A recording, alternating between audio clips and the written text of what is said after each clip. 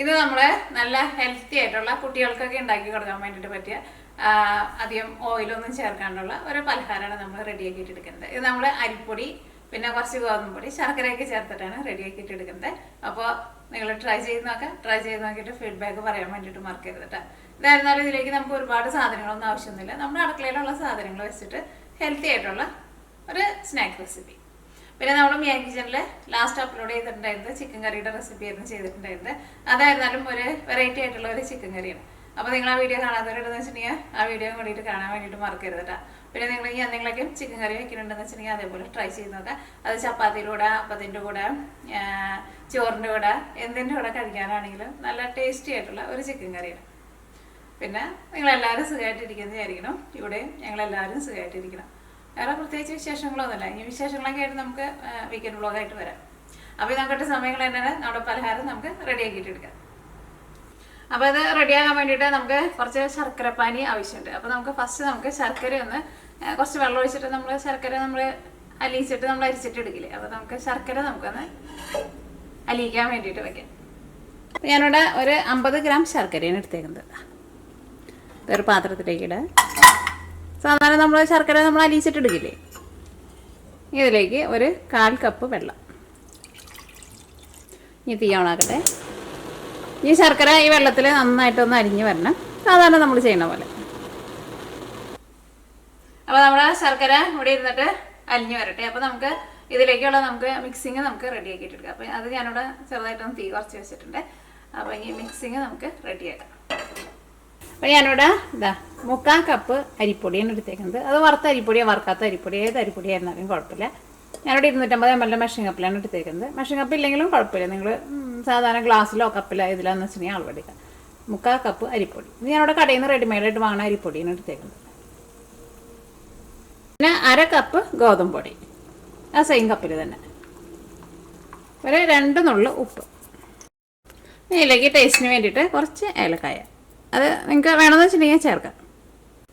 ഇനി ഇത് 4 കൂടിയിട്ട് നന്നായിട്ടൊന്ന് മിക്സ് ചെയ്യാം.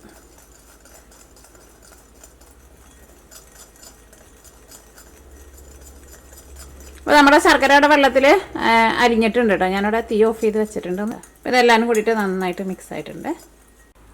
അപ്പോൾ നമ്മുടെ മിക്സിങ്ങിനുള്ളത് എല്ലാവരും റെഡി ആയിട്ടുണ്ട്. ഇത് നമ്മൾ എന്താ പറയുക, ദോശമാവിൻ്റെ പോലെ ഇത് നമ്മൾ മിക്സ് ചെയ്തിട്ട് എടുക്കാൻ വേണ്ടിയിട്ട് പോകണം.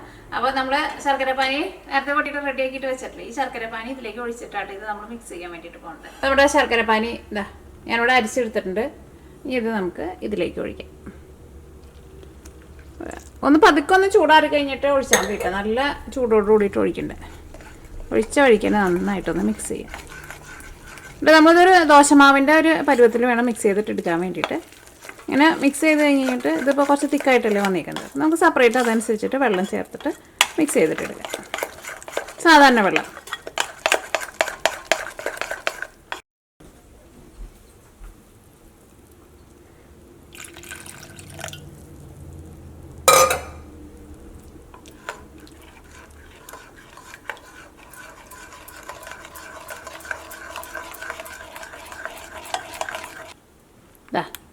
ഇതേപോലെ വേണം നമ്മുടെ മിക്സിങ് ഇരിക്കാൻ വേണ്ടിയിട്ട്, നമ്മുടെ ഒരു ദോശമാവിൻ്റെ ഒരു പരുവത്തിൽ അല്ലേ. അപ്പോൾ നമ്മുടെ മിക്സിങ് നമുക്കണ്ട് നീക്കി വയ്ക്കാം. ഇനി നമുക്ക് ഇതിലേക്കുള്ള ഫില്ലിങ് നമുക്ക് റെഡിയാക്കാം. അപ്പോൾ നമുക്ക് ഇതിലേക്കുള്ള ഫില്ലിങ് നമുക്ക് റെഡിയാക്കാം.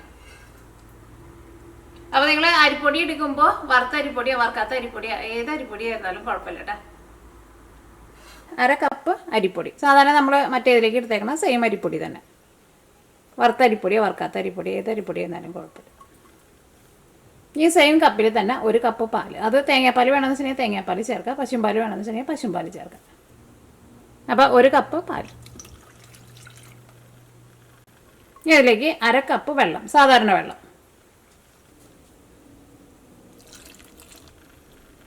1.5 ടേബിൾ സ്പൂൺ ബട്ടർ അല്ലെങ്കിൽ നെയ്യോ ചേർക്കാം. അത് 2 ടേബിൾ സ്പൂൺ വരെ ചേർക്കാം കേട്ടോ.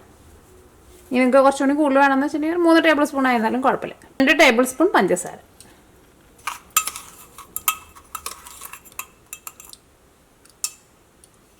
പഞ്ചസാര നമുക്ക് ഇത്രയ്ക്ക് മതി. നമ്മൾ മറ്റേതിൽ ശർക്കര ചേർത്തിട്ടാണല്ലോ നമ്മൾ റെഡിയാക്കി എടുത്തേക്കുന്നത്. അപ്പോൾ അതിനും മധുരം ഉണ്ടല്ലോ. ഇതെല്ലാം കൂടിയിട്ടൊന്ന് മിക്സ് ചെയ്യേ.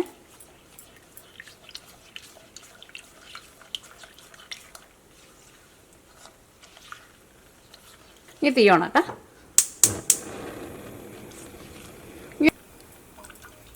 ഈ നമ്മൾ ബട്ടർ ഉപയോഗിക്കുന്ന എല്ലാ സാധനത്തിലും നമുക്ക് വേണമെന്ന് വെച്ചിട്ടുണ്ടെങ്കിൽ ബട്ടറിന് വരെ നെയ്യ് ചേർക്കണതിന് ഒരു കുഴപ്പമില്ല കേട്ടോ. നെയ്ക്കാണ് ടേസ്റ്റ് കൂടുതൽ എപ്പോഴും. നല്ലൊരു മണമൊക്കെ ഉണ്ടാവില്ല നെയ്യ്ക്ക്. ഈ ബട്ടർ നന്നായിട്ട് ചൂടാക്കിയിട്ട് ബട്ടറിലുള്ള വെള്ളം വറ്റിച്ചിട്ട് എടുക്കുന്നതാണ് നെയ്യ്. അപ്പോൾ നെയ്യ്ക്ക് കുറച്ചും കൂടി നല്ലൊരു സ്മെല്ലുണ്ടാവും. കേക്കൊക്കെ ഉണ്ടാക്കുമ്പോഴായിരുന്നാലും ബട്ടറിന് വരെ നെയ്യ് ചേർത്തിട്ട് ഉണ്ടാക്കിയാലും കുഴപ്പമില്ല. അപ്പോൾ ഇത് ചെറുതായിട്ടൊന്ന് തിക്കായി തുടങ്ങിയിട്ടുണ്ട്. അങ്ങനെ വരുമ്പോൾ തീ പതുക്കെ ഒന്ന് കുറച്ച് വയ്ക്കുക. നിർത്താണ്ട് ഇളക്കി കൊടുത്തുകൊണ്ടിരിക്കുക. ഒട്ടും കട്ട പിടിക്കാണ്ട് നല്ലൊരു ക്രീം പോലെ കിട്ടണം. നല്ല തിക്കായിട്ട് വരണം. പിന്നെ ഇതിലേക്ക് നിങ്ങൾക്ക് വേണമെന്ന് വെച്ചിട്ടുണ്ടെങ്കിൽ തീ കുറച്ച് വെക്കട്ടെ. തീ ഒരുപാട് കൂട്ടി വെക്കരുത്. കൂട്ടി വെച്ചിട്ടുണ്ടെന്ന് വെച്ചിട്ടുണ്ടെങ്കിൽ ഇത് പെട്ടെന്ന് അടിയിൽ പിടിക്കും. പിന്നെ നിങ്ങൾക്ക് ഇതിലേക്ക് വേണമെന്ന് വെച്ചിട്ടുണ്ടെങ്കിൽ കുറച്ച് തേങ്ങ ചേർക്കാം ടേസ്റ്റിന് വേണ്ടിയിട്ട്. പിന്നെ പാൽപ്പൊടി വേണമെന്ന് വെച്ചിട്ടുണ്ടെങ്കിൽ കുറച്ച് പാൽപ്പൊടി നിങ്ങൾക്ക് ഇതിൻ്റെ കൂടെ ചേർത്തിട്ട് റെഡിയാക്കിയിട്ട് എടുക്കാം കേട്ടോ. അപ്പോൾ ഞാനത് രണ്ടും ചേർക്കണില്ല. അത് രണ്ടും കൂടി ചേർത്തിട്ടുണ്ടെന്ന് വെച്ചിട്ടുണ്ടെങ്കിൽ തേങ്ങയുടെയൊക്കെ ഒരു ടേസ്റ്റും പിന്നെ പാൽപ്പൊടിയുടെ ഒക്കെ ഒരു ടേസ്റ്റ് വരുമ്പോൾ കുറച്ചും കൂടി നല്ല ടേസ്റ്റ് ഉണ്ട്. അപ്പോൾ വേണമെന്ന് വെച്ചിട്ടുണ്ടെങ്കിൽ അത് രണ്ടും കൂടിയിട്ട് ചേർക്കാൻ വേണ്ടിയിട്ട് മറക്കരുത് കേട്ടോ. അപ്പോൾ നിർത്താണ്ട് ഇളക്കി കൊടുക്കണം, അല്ലെങ്കിൽ ഇത് അടിയിൽ പിടിക്കും കേട്ടോ. അരിപ്പൊടിയാണല്ലോ നമുക്കറിയാമല്ലോ, ചൂടായിട്ടുണ്ടെന്ന് വെച്ചിട്ടുണ്ടെങ്കിൽ പെട്ടെന്ന് അങ്ങോട്ട് തിക്കാവും.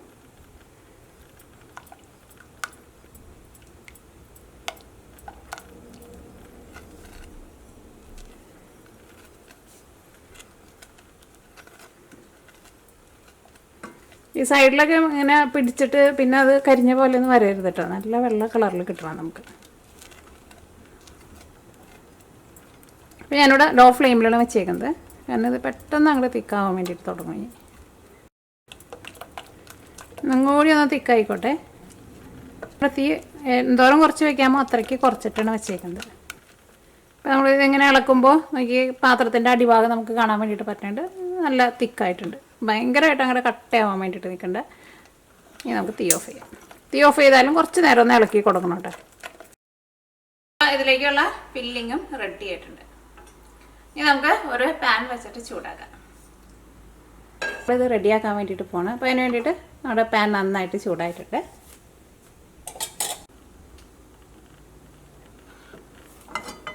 ഇനി നമുക്ക് പാന് ഒന്ന് ചെറുതായിട്ടൊന്ന് ചൂടാക്കാം. പ്രത്യേകം ശ്രദ്ധിക്കുക, ഭയങ്കര ചൂട് പാടില്ല കേട്ടോ. നമ്മളിങ്ങനെ കൈ വയ്ക്കുമ്പോൾ ഒരു കുഞ്ഞൊരു ചൂട് മതി. അങ്ങനെ ചൂടായി കഴിഞ്ഞ് കഴിയുമ്പോൾ തീ നന്നായിട്ട് കുറച്ച് തന്നെ വയ്ക്കാം. ഇതിലേക്ക് നമുക്ക് ഓരോ സ്പൂണും മാവ് ഒഴിക്കാം.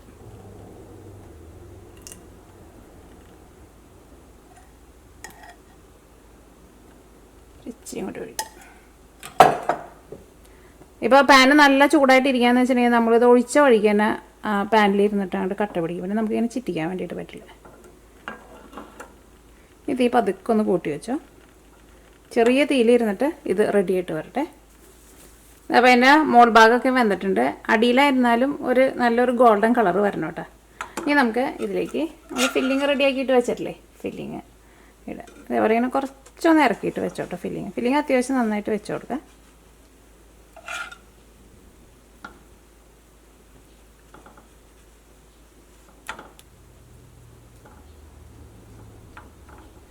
ഇത് നമുക്ക് ഫോൾഡ് ചെയ്യാം.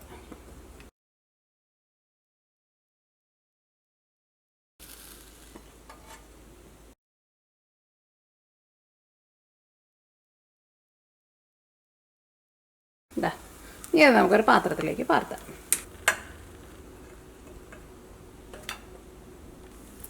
അപ്പോൾ നമുക്ക് ഇനി ബാക്കിയുള്ളതും ഇതേപോലെ തന്നെ റെഡിയാക്കാം. ഒരുപാട് ഓയിലൊന്നും ആവശ്യമില്ല കേട്ടോ. ജസ്റ്റ് കുറച്ച് ഓയിലൊന്ന് ബ്രഷ് ചെയ്ത് കൊടുത്താൽ മതി. അപ്പോൾ ഇതെല്ലാവരും നമ്മൾ റെഡിയാക്കിയിട്ടുണ്ട്. അപ്പോൾ ഞാനിപ്പോൾ ഇതേപോലത്തെ 4 ഉണ്ടാക്കിയത്. ഞാൻ ഉണ്ടാക്കിയിരുന്ന ഫില്ലിങ് വെച്ചിട്ട് നമുക്കൊരു 5 ഇതേപോലത്തെ ഉണ്ടാക്കാൻ വേണ്ടിയിട്ട് പറ്റാം. ഇനി കുറച്ചുകൂടി മാവ് ഇരിക്കുന്നുണ്ട്. ഒരു 3 കൂടി ഉണ്ടാക്കാനുള്ള മാവ് ഇരിക്കുന്നുണ്ട് കേട്ടോ. അപ്പോൾ നിങ്ങൾ ഫില്ലിങ് വേണമെന്ന് വെച്ചാൽ അതനുസരിച്ചിട്ട് നിങ്ങൾ കൂടുതൽ റെഡിയാക്കിക്കോട്ടെ.